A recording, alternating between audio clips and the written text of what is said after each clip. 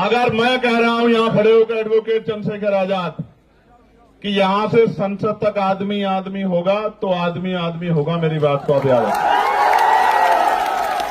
कुर्सी तो है, धर्मेंद्र प्रधान जी को मैं कहना चाहता हूं, सुनो भाई, कुर्सी तो है, आपका जनाजा थोड़ा ही है। अगर कुछ कर नहीं सकते तो छोड़ क्यों नहीं देते, क्यों चिपक के बैठे? अगर ये खलल डाल रहे हैं, मैं जानना चाहता हूं कि धर्मेंद्र प्रधान जी को क्यों नहीं जा रही आवाज, प्रधानमंत्री जी को क्यों नहीं जा रही आवाज, गृह मंत्री जी को क्यों नहीं जा रही आवाज, और वो सरकार किसका इंतजार कर रही है कि ये इस शख्स में, इस मंच में बैठा है ये शख्स जो है, जो एक वैज्ञानिक है, जो एक पर्यावरण का मित्र है, जो देश की धरोहर है, वो मर जाए, इस देश की बात का इंतजार कर रही है क्या सरकार? यह इंतजार कर रही है कि कुछ गोंस आके यहां पत्थर फेंक दे, डंडा चला दे, या कोई भीड़ आके इस आंदोलन में हिंसा कर दे, ये आंदोलन बर्बाद हो जाए। मैं अपने साथियों कहूंगा, बहुत सचेत होकर चलाने की आवश्यकता है। अब तक जैसे आपने चलाया, आपकी बहादुरी को हम लोग सलाम करते हैं। अब तक जैसे आपने चला, मैं आपकी बहादुरी को सलाम करता हूं। और मैंने देखा इस तरपाल के लिए पैर पकड़ने पड़े भाई, इस तरपाल के लिए पैर पकड़ने पड़े यहां रुकने के लिए। लास्ट बार पहलवान बेटियों का आंदोलन हुआ था यहां, मेरे आज भी याद है, जब ये आंदोलन लंबा चला था। उसके बाद ये दूसरा आंदोलन है। और कहा गया मुझसे भी कल, इन्होंने कहा इनकी टीम ने कि भैया 20 तारीख को कूच करेंगे हम लोग। 20 को ही करोगे ना पक्का?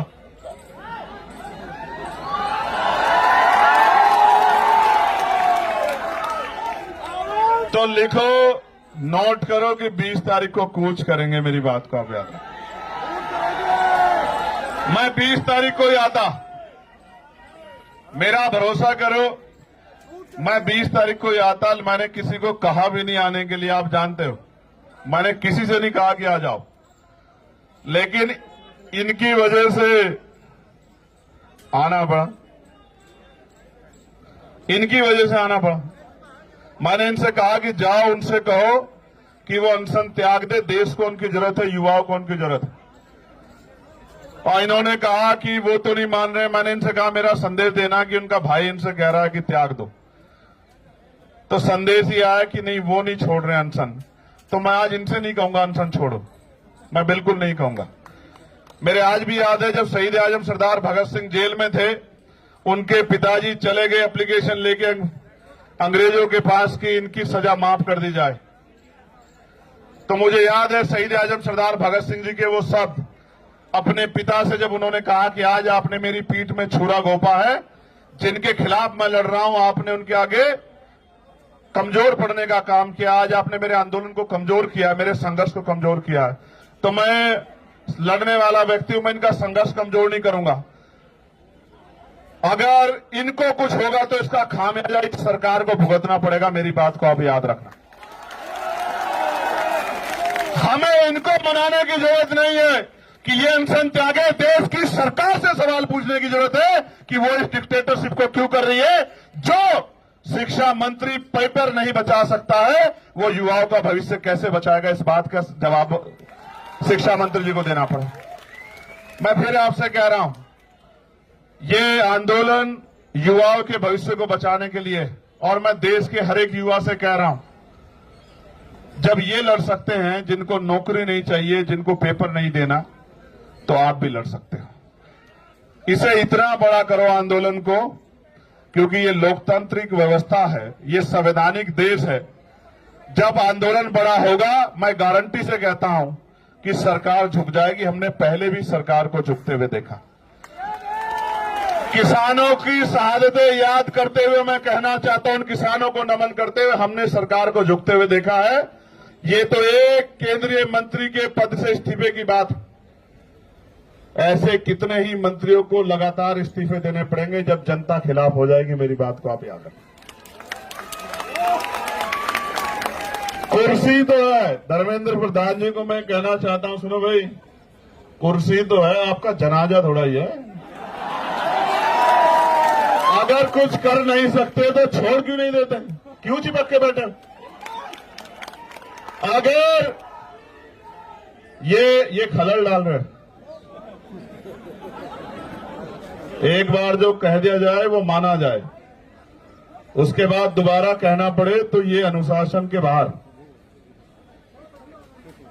अगर आप कुर्सी पे बैठ के कुछ कर नहीं सकते, देश के युवाओं का भविष्य नहीं बना सकते, तो आप कुर्सी छोड़ क्यों नहीं देते सर? क्यों चिपट के बैठे हो? जब देश के युवाओं को आप जैसा शिक्षा मंत्री चाहिए ही नहीं है तो काहे को चिपक के बैठे हो? सवाल ये है, सरकार अगर 3 किलोमीटर की बात नहीं सुन रही है तो क्या 300 किलोमीटर की बात सुन सकती है? सारे कैमरे बर्बाद कर दिए। सरकार सुनना नहीं चाहती है, सरकार सुन के इग्नोर कर रही है। जवाब दो। उनको लगता यह है कि ऐसी अफीम चाट रखी है लोगों ने, कितने दिन याद करेंगे। और ये सच भी है, ये सच भी है। मैं बहुत कड़वी बात कह रहा हूं। जिनके बच्चों के लिए यहां लड़ा जा रहा है वो माँ बाप घर में इसलिए बैठे हैं कि उनके बच्चों से कोई सवाल उनके बच्चों के फ्यूचर पे ना आ जाए। आपके बच्चों का फ्यूचर है ही कहां भाई? पैसे वाले लोग पेपर लीक करा लेंगे, जिनके जो पावर स्ट्रक्चर से जुड़े हुए लोग हैं उनको पेपर पहुंच जाएगा, तो किसको नुकसान होगा? उसी को ना जो मेहनत कर रहा है, वो किसी भी जाति का हो, किसी भी धर्म का हो। तो ये फिर न्याय, फिर ये अवसर की समता, निष्पक्षता कहां बची? मैं तो उन बहादुर बहनों का भी धन्यवाद करता हूं, उनके हौसले का भी धन्यवाद करता हूं जो डटी हुई। जहां नौजवान घर में बैठ के रील देख रहा है, वहां मेरी बहादुर बहनें आंदोलन कर रही है। मैं दिल से धन्यवाद करता हूं। 20 तारीख को आओगे नहीं आओगे बताओ?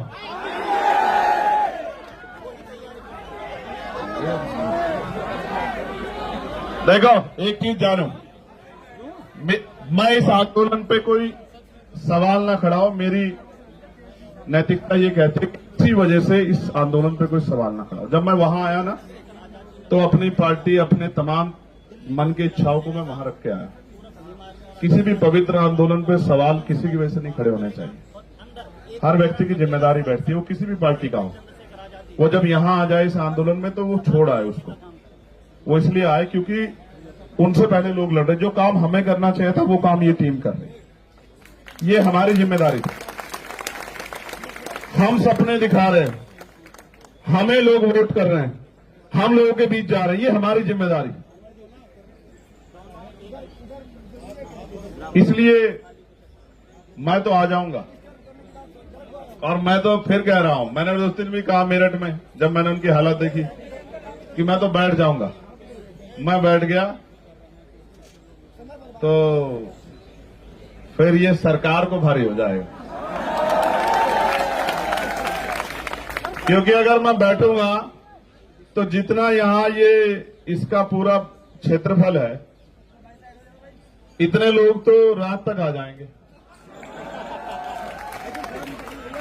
और एक जिले के नहीं आएंगे, एक प्रदेश के नहीं आएंगे। जिसको खबर रहेगी कि भैया वहां है वो आ जाएंगे सब लोग। आप समझ रहे हो? लेकिन ये आंदोलन पीसफुली चलता रहे। मैं इस आंदोलन पे कोई उंगली ना उठे इसलिए मैं चाहता हूं। ये तो वैसे भी फंडेड लोग हैं। कहां से फंड आया आपको? पाकिस्तान से जोर शोर से आ चुका है, पाकिस्तान से आ चुका है। कहां से? हर जगह से आ चुका है। पीएम के वो भी आ जाएगा। देखो सुनो, ये पाकिस्तान लवर है पहला, फिर ये जॉर्ज सोरोस से इनको फंड्स आ रहे हैं, फिर ये CIA के एजेंट से इनको बात वहां से वो चल रहा है। अभी और रहेगा, पहले वो हिंदू मुसलमान जैसे वो भी यहां करके देख चुके हैं ये लोग, धर्म विरोधी सब कुछ करके। लेकिन सवाल ये है, ये लड़ किसके लिए रहे? इनमें से कौन सा ऐसा है जिसका पेपर लीक हुआ है? क्या जरूरत है इनको आने की? क्या जरूरत है इनको खड़े होने की? इनके घर वालों को डर नहीं लगता क्या उनकी जान कीमती नहीं है क्या? क्या वो आपके लिए लड़ते लड़ते शहीद हो जाए तो भी ना आप जागो? आपको याद है सरदार भगत सिंह क्यों फांसी का फंदा चूमना चाहते थे? उनको ऐसा लगता था कि मेरे जाने के बाद लोग जागेंगे, और यही जिद करके सोनम सर बैठे हुए हैं। मैं आपसे आग्रह करूंगा सर, 20 तारीख को आप, हम लोग जितना बड़ा प्रोटेस्ट आप चाहोगे उतना बड़ा करेंगे, मगर 20 तारीख को आप हमारी भी मान लेना।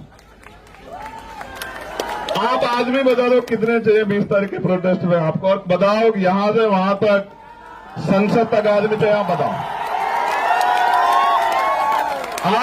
आप जो कहोगे, आप कहोगे कि यहां से संसद तक आदमी देखने, तो मैं वचन दे कहता हूं, सुनो भाई, मैं कोई बात हवा में नहीं कहता। पहली बात, अगर मैं कह रहा हूं यहां खड़े होकर एडवोकेट चंद्रशेखर आजाद कि यहां से संसद तक आदमी आदमी होगा, तो आदमी आदमी होगा, मेरी बात को आप याद रखें। और सुनो, महापुरुषों की तस्वीरों के अलावा झंडा भी कोई नहीं होगा, क्योंकि इस आंदोलन के साथ खड़े हैं। इस आंदोलन से कोई राजनीतिक लाभ नहीं चाहिए, मेरी बात को आप याद रखें। उस काम को हम लोग करते हैं। बताओ सर, तारीख को तय कर दो, आप बताओ। चलो, आपका कंसर्न बहुत जरूरी है। 20 तारीख को आप हमारी मान लोगे ना, 20 तारीख को जो आप कहते हो हम करेंगे, आप बताओ, आप हमारी मान लो। देश को जरूरत है आपकी।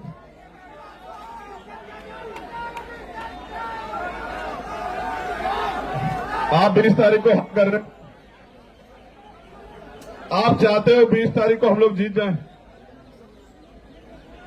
आप बताओ पहले, मैं क्या चाहता हूं? मैं चाहता हूं ना, हमें हमारा जो है मजबूत पिलर भी हमारे साथ रहे, खड़े रहे, डटे रहे।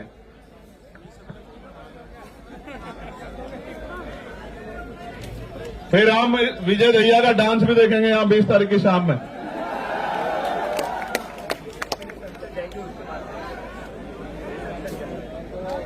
अगर हमारा प्रोटेस्ट सफल हो गया तो फिर आप शाम में हमारी बात मान लोगे?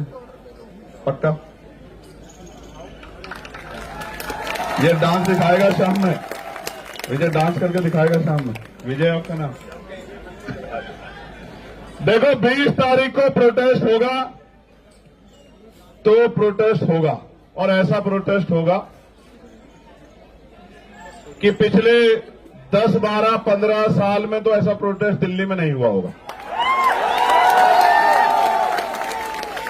कारण क्या है? कारण क्या है? ये जिनके लिए लड़ रहे ना, उनको भी नहीं पता कि ये उनके लिए लड़ रहे हैं। यहां तो मीडिया बहुत कुछ तय कर देता है। वो सुई के बराबर इस आंदोलन में इनके मन का खोट ढूंढ रहे हैं। वो ये चाहते हैं एक इतना सा इनके खिलाफ कुछ मिले जिसको वो बता सके कि ये आंदोलन एंटी नेशनल है, ये भारतीय संवैधानिक व्यवस्था को डिस्टर्ब करने के लिए किया जा रहा है। मैं यहीं पल पड़ा हूं, यहीं संघर्ष किया। मैंने जेएनयू के बच्चों पर चलती लाठियां भी देखी, मैंने डीयू के बच्चों पर चलती लाठियां भी देखी, मैंने यहां एनआरसी से लेकर तमाम आंदोलन देखे, और मैंने खुद बताया ना, मैं निर्दोष होते हुए 16 महीने जेल में रहा। जब मुझे बेल मिली तो मेरे ऊपर एनएसए लगा दी रात को 2:30 बजे। हम भरोसा करते हैं लोकतांत्रिक व्यवस्था में, संवैधानिक व्यवस्था में, अपने जो गवर्नमेंट के इंस्टीट्यूशन है उनमें भरोसा करते हैं। हमें लगता है अगर कोई नहीं सुनेगा तो कोर्ट सुनेगी, तो जब कोर्ट से बेल मिलती है तो फिर एनएसए लग जाता है। कहां जाएंगे हम लोग? हम यही आंदोलन कर सकते हैं। और जिनको लगता है आंदोलन से कुछ नहीं होता, मैं आपको फिर कह रहा हूं, 2 दिन पहले हम लोग मिले थे, मैंने इनसे कहा था कि आप मानो मेरी बात को कि बहुत कुछ होगा, बहुत कुछ होगा, बस आप डटे रहो। और मैंने इनसे कहा कि 20 तारीख तक डटे रहना। मैं प्रार्थना करता हूं महापुरुषों से, कुदरत से, प्रकृति से, कि वो 20 तारीख तक इस आंदोलन को और मजबूत करे, स्वस्थ रखें, क्योंकि 21 तारीख की सुबह बहुत सुनहरी होगी भारत में, मेरी बात को आप याद रखें। और मैं इस मंच से कहना चाहता हूं कि जो घर है, चुप है, सो रहा है, या जानबूझ के सोने की एक्टिंग कर रहा है, एक बहुत बड़े चिंतक ने कहा है कि कुछ लोग सिर्फ इस वजह से नहीं लड़े कि कहीं वो मर ना जाए, लेकिन सच ये है कि एक दिन मरना सबको, चाहे लड़कर मरो और चाहे डर कर मरो, चाहे मुकाबला करके सामना करो, चाहे हार मान के बैठ जाओ, और मान लो तो हार और ठान लो तो जीत। और सिर्फ सांसों का रुकना मौत नहीं होती, जिनका जमीर मर जाता है वो भी मर जाते हैं। ये जिंदा लोगों का मंच है, मैं इनको बधाई देता हूं। हम और हमारी पूरी टीम आपके साथ खड़ी है। जो यहां से मुझे आज सुनेगा, मैं निमंत्रण नहीं भेजूंगा, ना मैं फेसबुक के जरिए आपसे अपील करूंगा। 20 तारीख को मैं यहां मिलूंगा, पार्लियामेंट चलेगी। मैंने भी कोई कमिटमेंट किया। मैं टेरे जा रहा था तो पुलिस के भाइयों ने मेरा बड़ा सम्मान किया, मेरी शर्ट फाड़ दी। तो मैंने वादा किया था कि 20 तारीख को मैं उस फटी शर्ट को पहन के देश की पार्लियामेंट में जाऊंगा, बताने के लिए। ये बताने के लिए नहीं कि मुझे लाठी लगी है या मेरी शर्ट फाड़ दी गई है। जब हम संघर्ष करने जाएंगे तो मिठाई तो नहीं मिलेगी, लेकिन ये बताने जाऊंगा कि सत्ता कितनी तानाशाह हो गई है। वो 3 किलोमीटर की आवाज को भी नहीं सुनती और 300 किलोमीटर की आवाज को भी नहीं सुनती। और हमें भरोसा है इस देश की महान न्यायपालिका पे कि वो हमारे दर्द को सुनेगी। एक दिन पहले पेपर लीक की खबर आती है, जब बच्चा अपना पूरा मन बना के हिम्मत करके पहुंच गया सेंटर पे, और जब वो खबर आती है तो वो ऐसा हो जाता है उसको जैसे उसकी शरीर की हिम्मत टूट गई है। और मेरे आज भी याद है ना, पेपर के समय हम लोगों ने भी बहुत पेपर दिए हैं विजय, तो रुकने की जगह ढूंढते थे, किसके यहां रुकेंगे, किसके यहां खाना खाएंगे। दूसरे शहर में जाना मिडिल क्लास परिवारों के लिए, गरीब बच्चों के लिए आसान थोड़ा ही। और जब जा रहे हैं तो पता लग रहा है पेपर लीक हो गया है या घोटाला हो गया है। आप समझो ना क्या कर रहे हो आप देश के साथ। और जिस देश में 94,000 स्कूल बंद हो गए हों पिछले 10 साल में, और लाखों की संख्या में शराब की दुकानें खुल गई हों, और जहां टीचर को आदेश दिया जाता हो कि भूसा इकट्ठा करके लेके आओ, क्योंकि गौशाला में गायें भूखी नहीं रहनी चाहिए। मैं मानता हूं कि गायें भूखी नहीं रहनी चाहिए, सरकार के पास बहुत बजट है, लेकिन टीचर इसलिए नहीं है कि वो भूसा इकट्ठा करे, उसको बच्चों का भविष्य बनाना। क्या मजाक कर रहे हो आप लोग? ये कैसा देश बना के दे? ये क्रांतिकारियों के सपनों का भारत है, ये बाबा साहब अम्बेडकर द्वारा लिखे गए संवैधानिक मूल्यों का भारत है। इस देश के लिए शहादत दी देश ने। बहुत चिंता का सवाल, बहुत चिंता का सवाल है। मैं बड़ी पीड़ा के साथ कहना चाहता हूं, 20 तारीख का आंदोलन हम लोग खुशी से नहीं, नौजवानों के भविष्य को बचाने के लिए करेंगे। और मैं ये भी आपसे वादा करता हूं, मैं कोशिश करूंगा, 24-25 में मेरे कार्यक्रम लगे हैं मुझे अपने आंदोलन को भी आगे बढ़ाने के, लेकिन 20 तारीख के बाद हर रात मेरी यहीं कटेगी। मैं आपको इस बात का विश्वास है। और ये उन लोगों के लिए संदेश है मेरा जिनको लगता है कि आंदोलन में कम लोग आते हैं, आंदोलन छोटा है, आंदोलन तो बस सिर्फ नाम का हो रहा है। तो 20 तारीख के बाद, 20 तारीख तो आपकी, 21 तारीख हमारी। ये आंदोलन सबका है, बस इनको बधाई जिन्होंने शुरू किया है, क्योंकि यहां आके 5 बजे तो बहुत सारे लोग जाते हैं, लेकिन आपने एक लाइन और खींची है और मेरी ये बात को बहुत लोग याद रखेंगे। ये आंदोलन तो अपनी कीमत वसूल के, कीमत का मतलब जो तय किया है, जो लक्ष्य तय किए उनको लेके उठेगा। लेकिन इस आंदोलन के बाद इस देश में बहुत आंदोलन होंगे जहां जंतर मंतर सुना नहीं रहेगा। मेरी बात को आप याद रखें, चाहे वो कर्मचारियों के हों, नौजवानों के हों, किसानों के हों, क्योंकि आदिवासियों के हों, दलितों के हों, पिछड़ों के हों, देश के किसी व्यक्ति के हों, महिलाओं के, जंतर मंतर सुना नहीं रहेगा। क्योंकि आपने एक लाइन खींची है, 5 बजे की लाइन को आपने क्रॉस किया है। जब आपने क्रॉस कर दिया तो बहुत लोगों के रास्ते खोले। मैं आपका धन्यवाद करता हूं बहुत बहुत। कोई और बात जो बाकी? कुणाल के लिए कुछ कहना है? किसी को रोस्ट करना है? कहां अहमदाबाद जाओगे? कहां जाओ?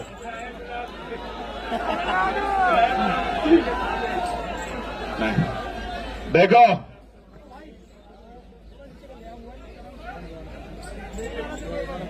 रिश्त तो है रिश्त तो है, नहीं कोई ऐसी दिक्कत नहीं है। अभी तो हम इतने लोग बैठे हैं, कहां तो तमिलनाडु जाना, देश हमारा है। जब तक इस देश का संविधान हमारे साथ खड़ा है, जब तक इस देश का संविधान जिंदाबाद है, मजबूत है, बाबा साहब ने कहा था आदमी भूखा रह सकता, अपमानित होकर नहीं रह सकता। जब तक नौजवानों में स्वाभिमान सम्मान है और उसको पाने की चाहत है, अपने अधिकारों की रक्षा करने की चाहत है, तब तक थोड़ा ही कुछ बदलने वाला है। तब तक तो ऐसे कितने शासक आएंगे, कितने धूल चाटेंगे, कितने जाएंगे, कौन परमानेंट है यहाँ? कौन परमानेंट है? ये तो आती जाती रहती है। जिसके घमंड में हो आप, जिसके घमंड में कुचल रहे हो, क्यों नहीं सुनाई दे रहा आपको?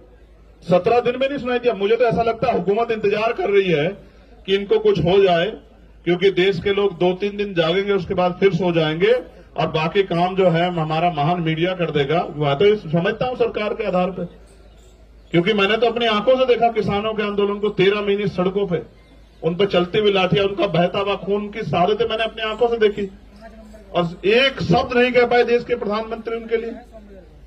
बस आरोप तो लगाते थे कि ये खालिस्तानी है, इन पे फंड आ रहा है, अमेरिका से आ रहा है। ये आरोपों के बाद कोई सच्चाई भी होती है क्या आपके पास कि हमने ये जांच की? मैं हाथरस गया था, 100 करोड़ की फंडिंग की चंद्रशेखर आजाद को इस आंदोलन करने के लिए। मैंने कहा 1 रुपए की साबित कर दो, जीवन में कभी सड़क पे नहीं दिखाई दूंगा। और नहीं साबित कर पाओ तो माफी मांगना मुख्यमंत्री जी। कुछ भी नहीं, इतने निष्ठुर लोग हैं, आरोप लगाया उसके बाद कुछ भी नहीं, फिर सुबह शाम वही। इसलिए आपसे कह रहा हूं, इस आंदोलन पे भरोसा करो, इस आंदोलन को ताकत दो, आके जुटो, काम से आओ फिर आओ, लेकिन इस आंदोलन में हिम्मत दो कि जो लोग लड़ रहे हैं उनकी हिम्मत कम ना हो।